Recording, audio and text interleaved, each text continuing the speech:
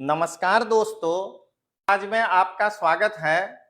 मैं रजनीश सिंह तोमर, राष्ट्रीय संयोजक लोकतांत्रिक आवाज में भारत की जनता को हाथ जोड़कर नमस्कार करता हूं।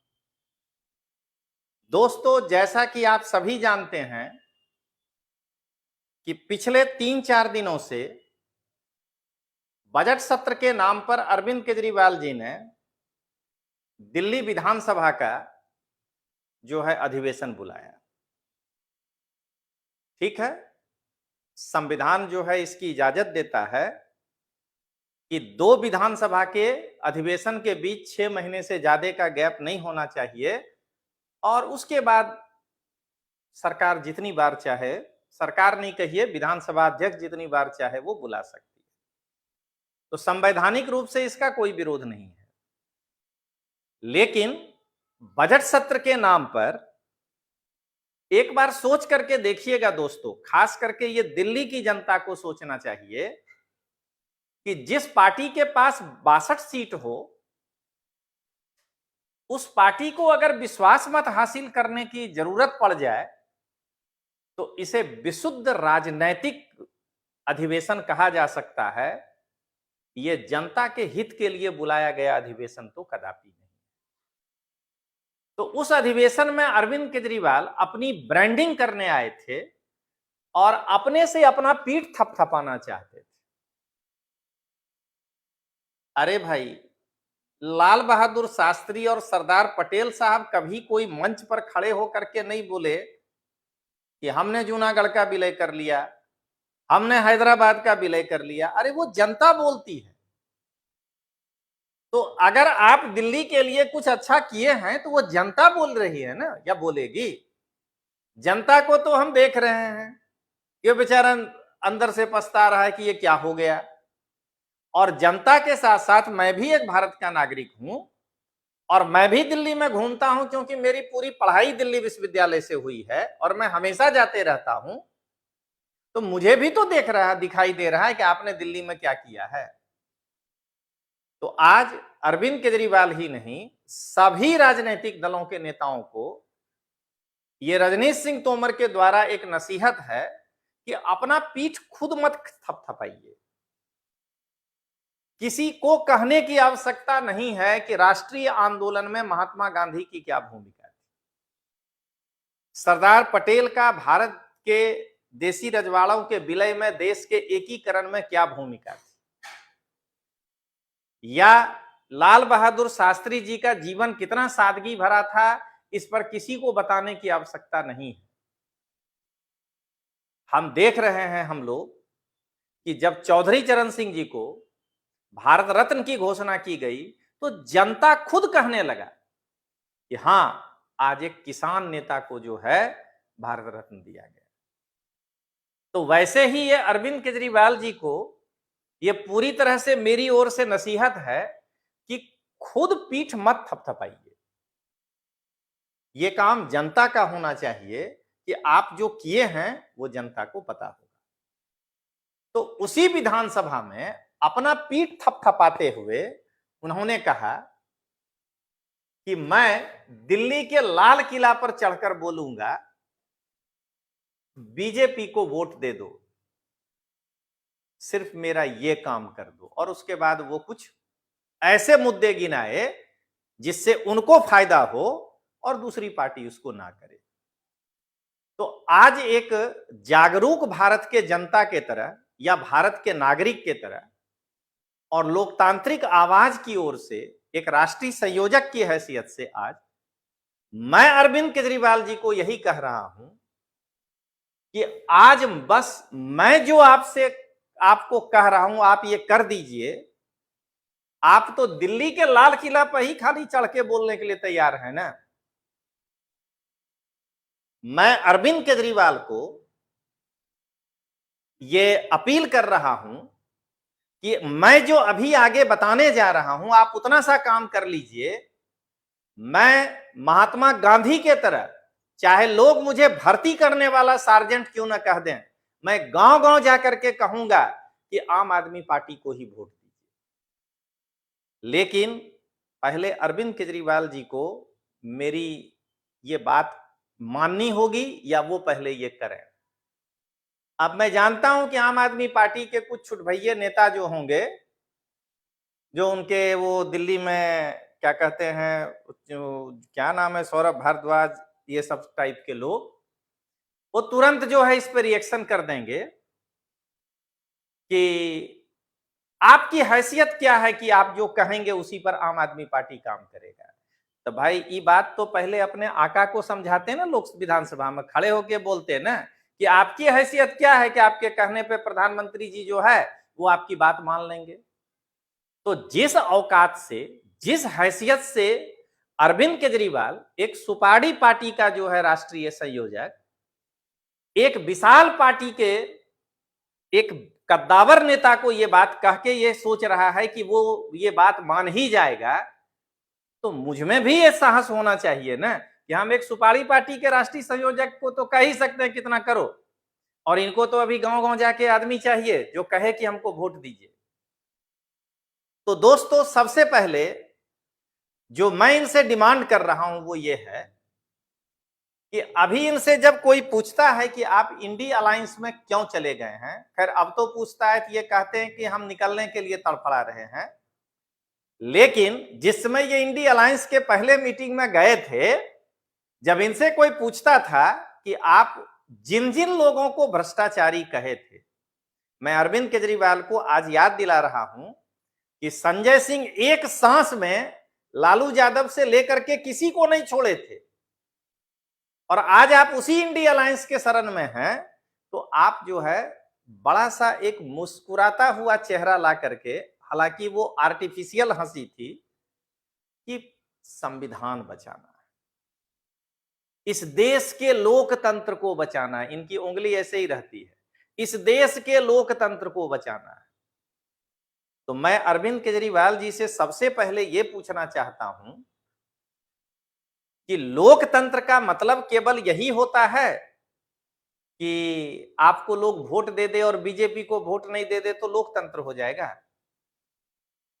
लोकतंत्र का मतलब यह भी होता है कि आपकी पार्टी के अंदर लोकतंत्र होना चाहिए।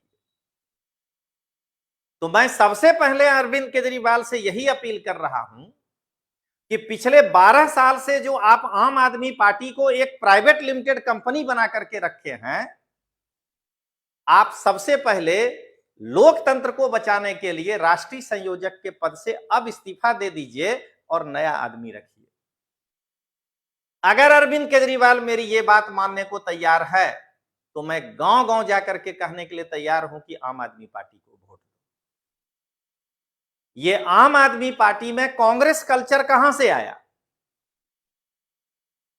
कि सोनिया गांधी 18 साल तक जो है किसी पार्टी की अध्यक्षा रहेंगी, तो ये भाई साहब भी 12 साल से जो है एक पार्टी के राष्ट्रीय संयोजक है। तो कांग्रेस के कल्चर और आम आदमी पार्टी के कल्चर में क्या फर्क है, ये पहले आम आदमी पार्टी बताए। मैं जानता हूं कि उनके तरफ से जवाब आएगा कि भारतीय जनता पार्टी में भी अपने हिसाब से लोगों को चुन लिया जाता है। मैं यहां एक तो बीजेपी का प्रवक्ता हूं नहीं, मैं एक नागरिक के हैसियत से आम आदमी पार्टी से प्रश्न पूछ रहा हूं। और दूसरा, कभी देखे हैं कि पिछले 9 साल से नरेंद्र मोदी भारत के प्रधानमंत्री भी हैं और नरेंद्र मोदी भारतीय जनता पार्टी के अध्यक्ष भी हैं? ऐसा है? आप इकलौते इंसान हैं जो पिछले 12 साल से पार्टी चला रहे हैं प्राइवेट लिमिटेड कंपनी के तरह, और मुख्यमंत्री के भी पद पे। एक व्यक्ति और एक पद का सिद्धांत कहां गया आपका? अरे आपको क्या दिक्कत है? यशुदान गढ़वी है ना आपके पास, गोपाल इटालिया है ना आपके पास, जो भोर शाम आपका भक्ति कर रहा है, बना दीजिए उसको राष्ट्रीय संयोजक, आपकी भक्ति करता रहेगा। तो मैं सबसे पहले यही दिल्ली की जनता को बताना चाह रहा हूं और पूरे भारत की जनता को समझना है कि अरविंद केजरीवाल अपने एक आम आदमी पार्टी को प्राइवेट लिमिटेड कंपनी बना करके और राष्ट्रीय संयोजक के पद पर पिछले 12 साल से बैठा है, आखिर ये कौन से लोकतंत्र की ये दुहाई दे रहे हैं? तो मैं अरविंद केजरीवाल से यही अपील कर रहा हूं कि आप लोकतंत्र को बचाने के लिए, भारत में लोकतंत्र को मजबूत करने के लिए पहले अपने पार्टी में डेमोक्रेटिक प्रोसेस लाइए और आप राष्ट्रीय संयोजक के पद से इस्तीफा देकर के दूसरे लोगों को बनने दीजिए। मैं आपका प्रचार गांव-गांव जाकर करूंगा। दूसरा, अरविंद केजरीवाल अगर पिछले साल के बजट सेशन को छोड़ दिया जाए तो बिना वजह के विधानसभा सत्र बुलाता है। दिल्ली की जनता एक बार अपने आप से प्रश्न पूछिए कि अरविंद केजरीवाल ने जो ये 3 दिन तक विधानसभा में सत्र बुलाया था, उससे दिल्ली की जनता को क्या मिला? दिल्ली के जनता का कौन सा फायदे का बात किया गया?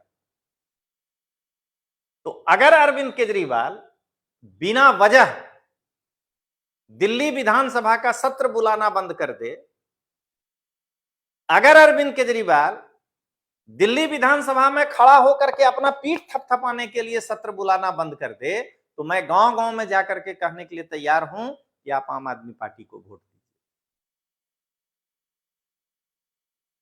जिस समय अरविंद केजरीवाल के हाथ में एमसीडी नहीं था, उस समय अरविंद केजरीवाल कहता था कि एमसीडी हमको दे दो, हम दिल्ली का कचरा साफ कर देंगे। जबकि स्वच्छता सर्वेक्षण में आज भी दिल्ली बहुत पीछे है। तो अरविंद केजरीवाल मेरा यह काम कर दे कि दिल्ली को कचरा मुक्त कर दे, मैं गांव-गांव जाकर के कहना शुरू कर दूंगा कि आप आम आदमी पार्टी को वोट दे दीजिए।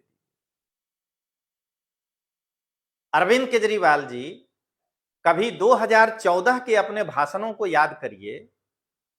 आप तो हर चीज के सरकारीकरण के पक्ष में थे, तो डीटीसी का आप धीरे धीरे प्राइवेटाइजेशन क्यों कर रहे हैं? मैं डीटीसी कर्मचारी संघ के सारे एक्टिविटीज को बहुत करीब से देख रहा हूं और मैं उस पर वीडियो एक दिन वक्त निकाल कर बनाऊंगा। आप जो है धीरे धीरे डीटीसी का जो प्राइवेटाइजेशन कर रहे हैं, आज भी डीटीसी के अंदर कितने ड्राइवर सरकारी हैं, आप अगर ये बताने में सक्षम हो तो बताइएगा। तो मेरा यही कहना है कि अरविंद केजरीवाल आकर के घोषणा करे कि मैं डीटीसी का फिर से सरकारीकरण की ओर बढ़ना शुरू कर दूंगा। मैं गांव-गांव में जाकर के कहने लगूंगा कि आप आम आदमी पार्टी को वोट दीजिए। एक सबसे बड़ा यक्ष प्रश्न है, एक सड़क। बुराड़ी की जो मुख्य सड़कें हैं और बुराड़ी की जो गलियां हैं, खास करके बुराड़ी झड़ौदा वार्ड का, नथुपुरा वार्ड का, कादीपुर वार्ड का, अरविंद केजरीवाल केवल इतने वार्ड का रोड बना दे। वो दिखाता है कि दिल्ली में बहुत अच्छा रोड बनाया, केवल इतना सा रोड सही कर दे, मैं गांव-गांव जाकर के कहने लगूंगा कि आप आम आदमी पार्टी को वोट दीजिए। अरविंद केजरीवाल जी, आपसे एक दिल्ली का बुराड़ी का सड़क नहीं बनता है और आप जो है इतनी बड़ी बड़ी बात करते हैं। मैं अरविंद केजरीवाल जी को कहता हूं